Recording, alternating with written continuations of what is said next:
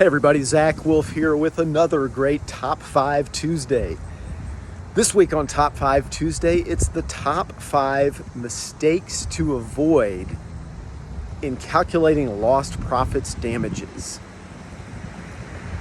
This is a subject I deal with a lot in my practice. I've written about it at my blog, 5 Minute Law.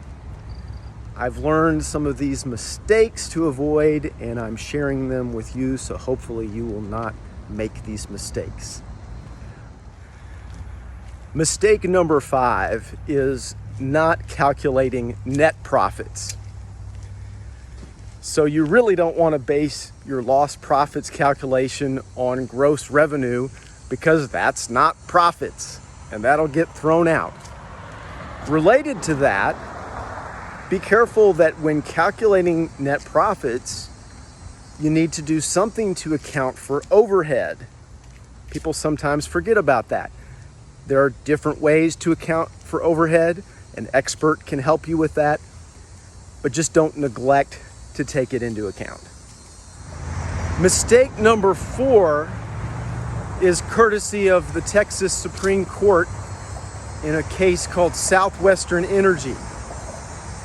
In that case, the court basically said that an expert who is calculating damages can use rough numbers or estimates when reasonable, but not when there is more specific information or data the expert could have used.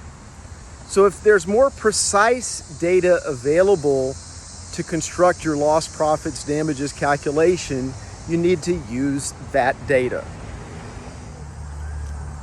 Mistake number 3 also comes to us from the Texas Supreme Court, this time in a case called Horizon versus Acadia. That case teaches us something important about causation. Be careful when making assumptions about causation of lost profits damages, especially in departing employee lawsuits, the kind of lawsuit I often handle. In that case, the court said it was unreasonable to just assume that an employee would have stayed with the company or would have generated a certain amount of business from customers when that employee was at will and could have left at any time. So watch out for that. Mistake number 2, continuing with the theme of causation. If you have an expert who is going to testify about causation of lost profits damages, be sure that the expert rules out other plausible alternative causes of the lost profits.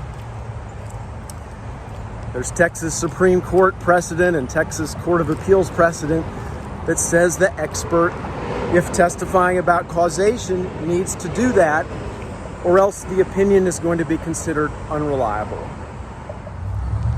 And finally, the number 1 lost profits damages mistake to avoid.